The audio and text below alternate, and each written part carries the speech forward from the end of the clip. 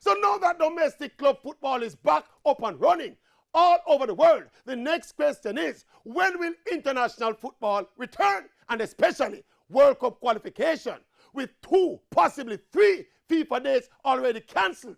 We're still in limbo as to when the road to Qatar will officially open. Of course, the dynamics of international football are different from club football.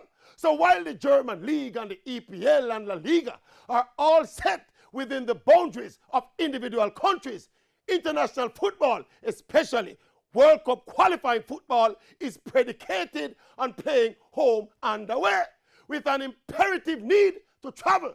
So in an environment of rising COVID-19 cases, even without spectators, with extensive traveling of groups of players and officials moving from country to country, comes the elevated level of risk. With the World Cup in Qatar about 16 months away, what is facing FIFA at the moment is a real race against time. The entire qualification process must obviously end before the event, and the FIFA dates are getting less and less and less. And you don't know, the Maverick have all lyrics for all occasions.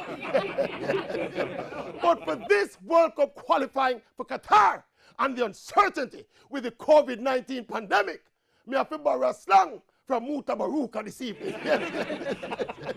I don't know Rasta. I don't know Rasta. I don't know Rasta. I don't know.